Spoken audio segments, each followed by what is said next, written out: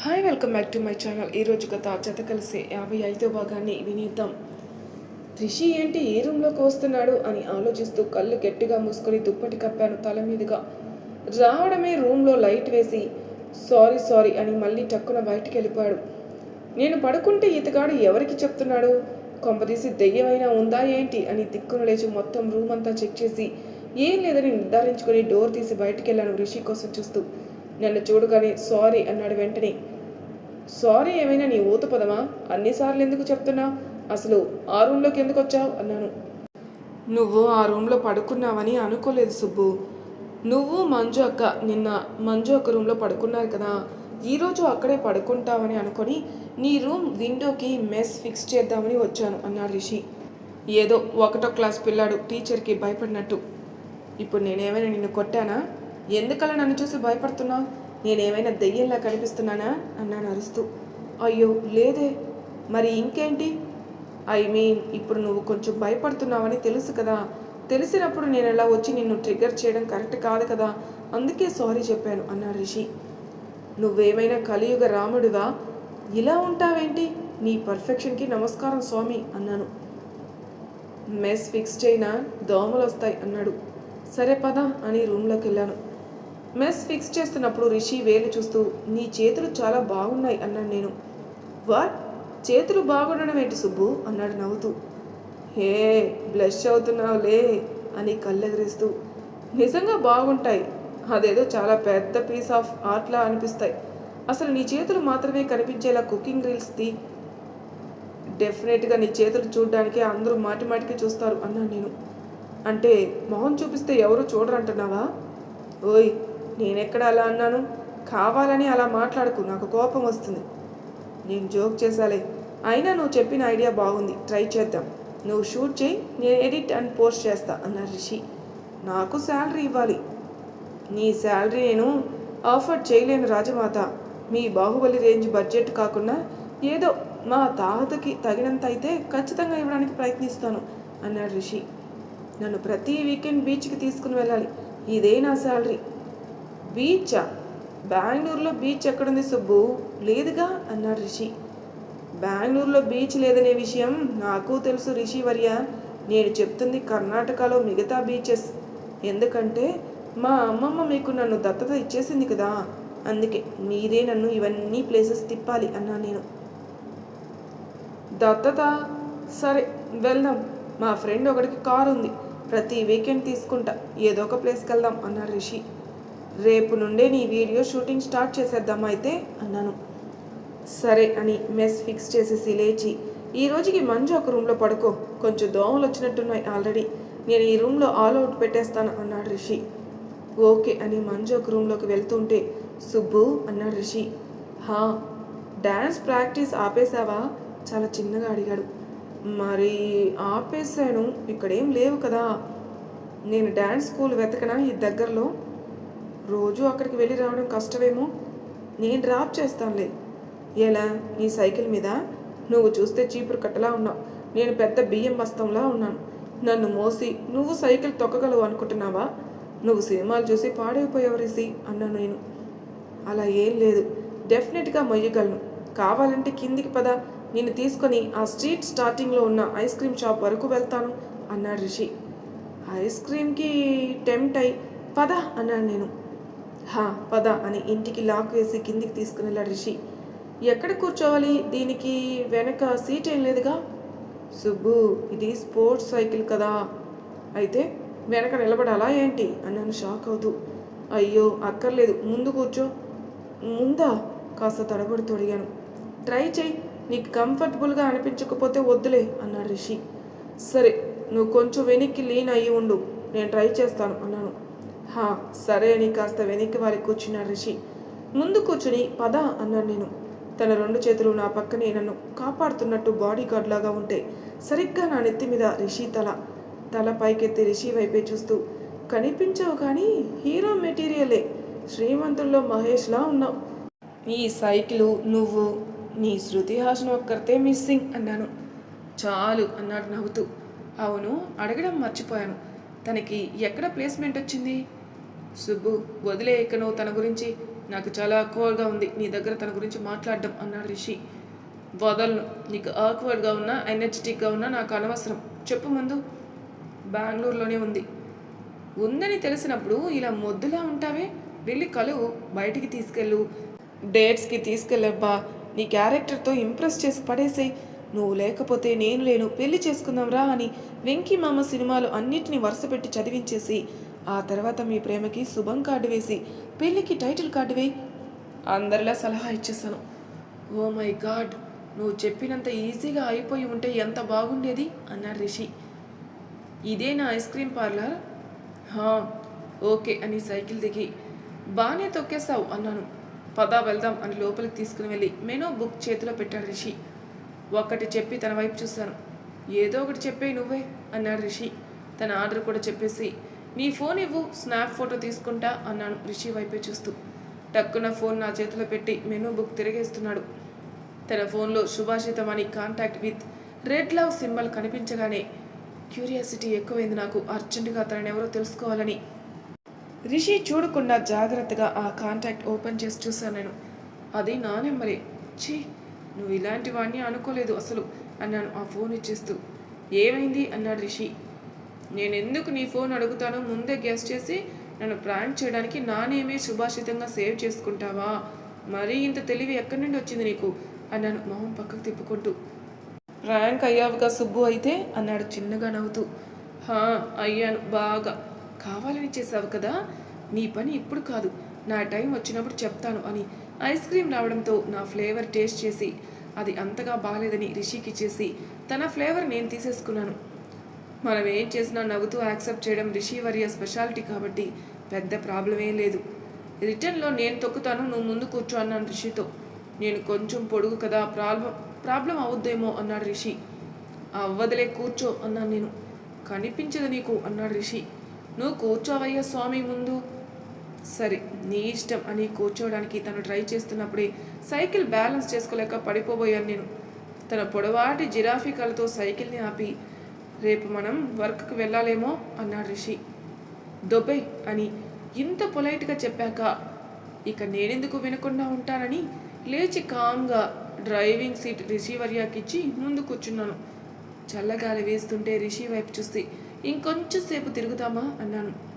Apartment లోపల ఏరియాలోనే Rishi cycle తొక్కుతుంటే చిన్న పిల్లలాగా తెగ ఎగ్జైట్ అవుతూ కూర్చున్నాను నేను. మా వైపు అక్కడ పిల్లలంతా కొంచెం వింతగా చూశారనుకోండి. బట్ ఈ సైకిల్లో తిరిగిన హ్యాపీనెస్కి అవన్నీ పట్టించుకోలేదు నేను. Oh my god, what a day అసలు. సైక్లింగ్ చేసి కూడా ఇంత హ్యాపీ ఫీల్ అవ్వచ్చని నేను ఎప్పుడు అనుకోలేదు తెలుసా అన్నాను. అందరూ అవ్వర్లే సుబ్బు, నీలాగా కొందరే అన్నాడు రిషి. అంటే అమ్మా, మళ్ళీ ఇందులో కూడా పెడార్థాలు ఉన్నాయంటావా ఏంటి ఇప్పుడు అంటాడు రిషి. మరి లేవా? ఎలా ఉంటాయి? నేను పాజిటివ్గా అన్నాను కదా. కానీ నేను నెగిటివ్గా తీసుకున్నాను కదా. సారీ, నాకొద్దు నీ సారీ. రేపు పానీపూరి కావాలి, నన్ను బయటికి తీసుకుని వెళ్ళు అన్నాను. ఓకే. అలా అన్నిటికీ ఓకే చెప్పక రిషి. నువ్వు నన్ను ఫుల్గా చెడగొట్టేస్తున్నావు. నీ వల్ల నేను ఫుల్గా గారాబం అయిపోతున్నాను అన్నాను. గారాబం ఏముంది? నా చేతిలో ఉన్నది నువ్వు అడిగితే చెయ్యినా సుబ్బు, నువ్వు మరీను అన్నాడు రిషి. సర్లే కానీ మరీ ఎక్కువ జంక్ అడిగితే పెట్టకు, అసలే లావ్ అయిపోతున్నాను అన్నాను లిఫ్ట్కి ఉన్న అద్దంలో నన్ను నేను చూసుకుంటూ. ఎవరు చెప్పారు? ఏం కాదు, యూ లుక్ సో క్యూట్ అన్నాడు రిషి. ఇదే విషయం ఎంతమందికి చెప్పావు? మా అమ్మకి, ఇప్పుడు నీకే అన్నాడు రిషి. నమ్మేలా లేదే.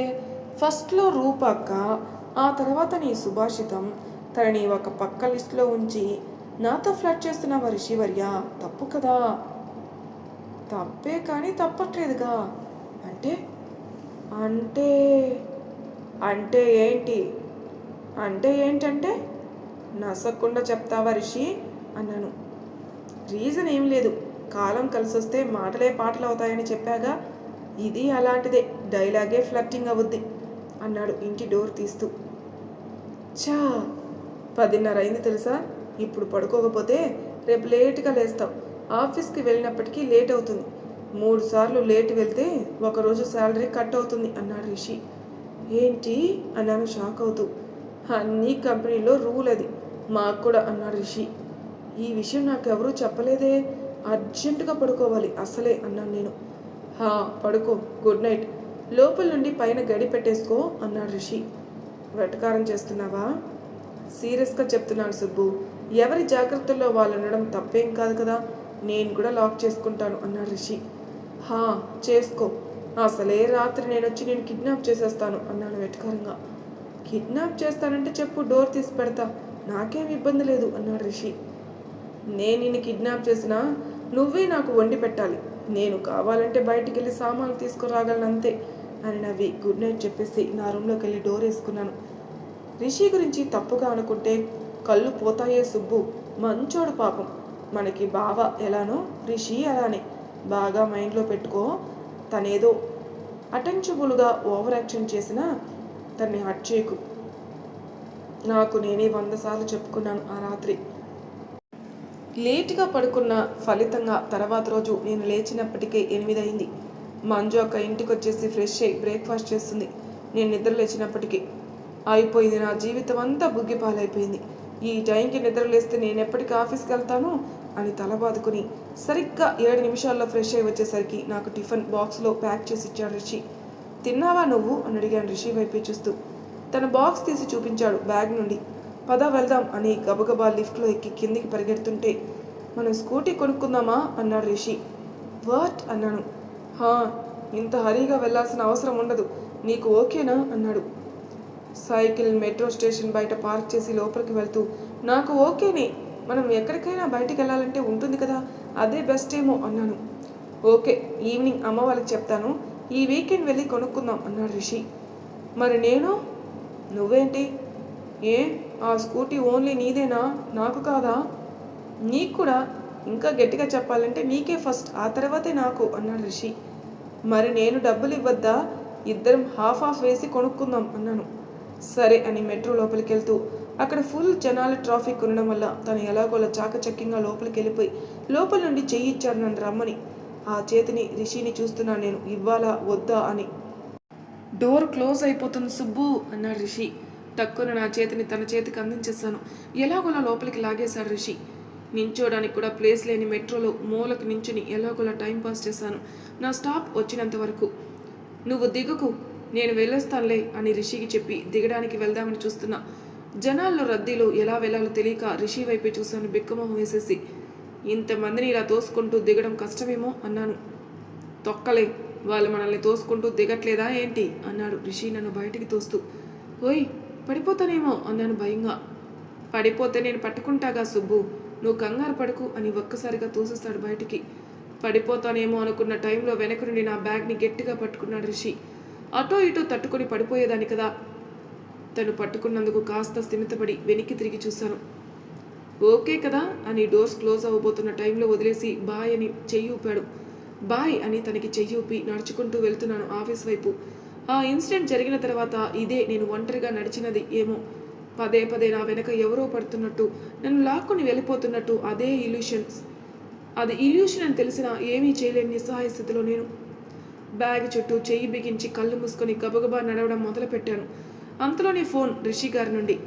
కొంచెం రిలాక్స్డ్గా అనిపిస్తుంటే లిఫ్ట్ చేశాను వెంటనే. రీచ్ అయ్యావా సుబ్బు? హా, అవుతున్నాను. ఓకే, జాగ్రత్తగా వెళ్ళు, టేక్ కేర్ అన్నాడు రిషి. కాల్ పెట్టేస్తాడేమో అని సడన్గా డల్ అయిపోయింది నా గొంతు. ఏమైంది, ఎందుకలా డల్గా మాట్లాడుతున్నావు సుబ్బు? చుట్టూ ఎవరైనా ఉన్నారా? రోడ్డు ఖాళీగా ఉందా కంగారుగా అడిగారు రిషి. నువ్వు? హా, నేను. నువ్వు మెట్రో దిగి మీ హోటల్లోకి వెళ్ళినంత వరకు నాతో మాట్లాడుతూనే ఉంటావా ప్లీజ్ అన్నాను రిక్వెస్టింగ్గా. దానికి అంత రిక్వెస్టోను ప్లీజ్ అనే వర్డ్స్ ఎందుకు సుబ్బు? నువ్వు అలా నాకు రిక్వెస్టింగ్గా ఏమీ అడగక్కర్లేదు, నువ్వు ఆర్డర్ వేయి చాలు అన్నాడు రిషి. చా, ఆర్డర్ వేయాలా? నువ్వు చెఫ్ అనే విషయం మర్చిపోయి ఆర్డర్స్ అడుగుతున్నావేంటో అన్నాను నేను నవ్వుతూ. వేసి చూడు, చెయ్యకపోతే అడుగు అన్నాడు రిషి. అవసరం లేదులేవోయ్, చేస్తావు తెలుసు, నువ్వు ఫ్రెండ్షిప్కి అంత వాల్యూ ఇస్తావు అన్నాను. అలాంటిదేలే. అదేంటి అలాంటిదే? అయితే అదే అవ్వాలి, లేకపోతే కాకుండా పోవాలి కానీ అలాంటిదే ఎలా అవుతుంది? ఈ మధ్య హోటల్లో కన్నడలో మాట్లాడడం నీతో తెలుగులో మాట్లాడడం కంటే ఈజీగా అనిపిస్తుంది అన్నాడు రిషి. అయితే అక్కడే పడుకో, ఇంటికి రాకు. అదేదో నా ఇల్లులా చెప్పేశాను నేను. నువ్వెవరు చెప్పడానికని రిషి అనడు అనే ధీమా అది. వద్దులే, అసలే మన ఇంట్లోకి రాత్రిపూట దెయ్యం వస్తుంది అన్నాడు రిషి. ఏ, అది నీకోసమే వచ్చి నీతో ముచ్చట్లు చెప్తుందా అన్నాను వెటకారంగా. అవును, కావాలంటే ఈరోజు రాత్రి 12 గంటలకు నా రూమ్లోకి రా, నీకే తెలుస్తుంది అన్నాడు రిషి. 12 గంటలకి నీ రూమ్లోకి రావాలా? చాలా తెల్లారు నీ రూమ్లోనే కూర్చోవాలా? అంటే చెప్పలేం కదా, ఏ టైంలో అయినా దయ్యం రావచ్చు. సో 12 నుండి నువ్వు నా రూమ్లో ఉంటే బెటర్. ఎల్లుండి ఎలాగో గుడ్ ఫ్రైడే సెలవు, సాటర్డే హాలిడే, సండే హాలిడే. రేపు ఆ దెయ్యాన్ని చూసి నీకు భయం వేసిన 3 రోజులు సెలవులు ఉన్నాయన్నాడు రిషి. చా, దెయ్యాన్ని చూసి సుబ్బు భయపడుతుందని నువ్వు అనుకుంటున్నావా? సుబ్బు దెయ్యాన్ని వేల మీద ఆడిస్తుంది. ఈరోజు నీ రూమ్లోకి వచ్చి నీ దెయ్యాన్ని ఫింగర్స్ టిప్స్ మీద గిటార్ ప్లే చేస్తాను అన్నాను కాన్ఫిడెంట్గా. సరే అన్నాడు నవ్వుతూ. ఓయ్, వెళ్ళావా హోటల్కి? లిఫ్ట్లో ఉన్నాను. నేను ఆఫీస్లోకి వెళ్తున్నాను, బాయ్ అని కాల్ కట్ చేసేసాను చిన్నగా నవ్వుకుంటూ. గుడ్ మార్నింగ్ రియా, తను ఇంప్రెస్ చేయాలని విష్ చేశాను నేను. మార్నింగ్. ఇందాక నీ రెజ్యూమ్ చూశాను. డేటా మేనేజ్మెంట్లో ఐడియా ఉందన్నావు కదా. ఈరోజు సోహెల్ ప్రాజెక్ట్కి డేటా ఇస్తాడు, దాన్ని ఎలా ఆర్గనైజ్ చేయాలో చెప్తాడు. Complete the task by EOD అంది. ఓకే అన్నట్టు తలూపి ఆవిడ క్యాబిన్ నుండి బయటికి రాగానే ఈఓడి అంటే ఏంటో గూగుల్లో చేసి ఎండ్ ఆఫ్ ది డే డైరెక్ట్గా చెప్పచ్చు కదా అని అనుకుంటూ సోహెల్ దగ్గరికి వెళ్ళి ఆవిడ చెప్పింది యాజ్ ఇట్ ఈస్ చెప్పేశాను. ఓకే, నేను నీకు ప్రోటోటైప్ కూడా మెయిల్ చేస్తాను, అది చూసి అలానే చేసి నాకు ఒకసారి చూపించి అప్పుడు రియాక్ట్ సెండ్ చేయి అన్నాడు. ఓకే అన్నాడు తలూపి నా ల్యాప్టాప్ పట్టుకొని ఒక క్యూబికల్లో కూర్చుని అమ్మమ్మకి సెండ్ చేశాను నా సెల్ఫీ. బాగుంది నీ డ్రెస్సు, పని మీద దృష్టి పెట్టు అని వాయిస్ మెసేజ్ అటు నుండి. ఈ హెడ్ మాస్టర్ గారు రూల్స్ మార్చరు అని నవ్వుకుంటూ వర్క్ కంప్లీట్ చేసి రియాకి సెండ్ చేసి 5 అవ్వగానే లాగౌట్ చేసి కిందికి వచ్చేసాను మెట్రో స్టేషన్కి వెళ్దామని. కానీ మా ఆఫీస్ ఎదురుగా రిషి. ఓయ్, నువ్వేంటి ఇక్కడ? కళ్ళెగరేశాను. నా చేతిలో ఒక విజిటింగ్ కార్డు పెట్టి డ్యాన్స్ క్లాస్ అన్నాడు రిషి. నువ్వెక్కడ తగులుకున్నావయ్యా స్వామి, నిన్నే చెప్పావు, అప్పుడే చేసేసావు కూడా. నువ్వు జాయిన్ చేసేస్తావు కానీ నాకు ఆకలి అవుతుంది. మధ్యాహ్నం ఆఫీస్ లంచ్లో ముల్లంగి పరాతా పెట్టారు. తినలేక చచ్చానన్నాను. నార్త్ ఇండియన్ ఫుడ్స్ కూడా పెడుతున్నారా ఇక్కడ గోబీ బాగుంటుంది అని రీల్స్లో చూశాను, ట్రై చేద్దామా అన్నాడు రిషి. గోబీ అంటే అదే గోబీ మంచూరియా. ఏంటి, బెంగళూరులో ఉంటున్నావు, ఆర్సీబీ ఫ్యాన్ అంటున్నావు, కేజీఎఫ్ సలార్ సినిమాలు చూస్తున్నావు, దానికే నమ్మ ఊరు బెంగళూరు అని పాటలు పాడేస్తూ కన్నడలో మాట్లాడేస్తావా ఏంటి? మనది ఆంధ్ర బాబు, మన మాటలు అలానే ఉండాలి. ఎంత నువ్వు నీ సుభాషితం ఇక్కడే జాబ్స్ చేస్తున్నా, ఈ ఊర్లో సెటిల్ అయిపోతున్నా మన నేటివిటీ మర్చిపోకూడదు అని పక్కకి తిరిగి చూసేసరికి రిషి లేడక్కడ. రిషి అన్నాను. మరి తర్వాయి భాగంలో ఏం జరుగుతుందో నెక్స్ట్ ఎపిసోడ్లో తెలుసుకుందాం. అంతవరకు నా ఛానల్ సబ్స్క్రైబ్ చేయని వాళ్ళు ప్లీజ్ సబ్స్క్రైబ్ చేసుకోండి, లైక్ చేసి షేర్ చేయండి, మీ అభిప్రాయాలు నాకు కామెంట్ రూపంలో తెలియజేయండి. Thank you for listening.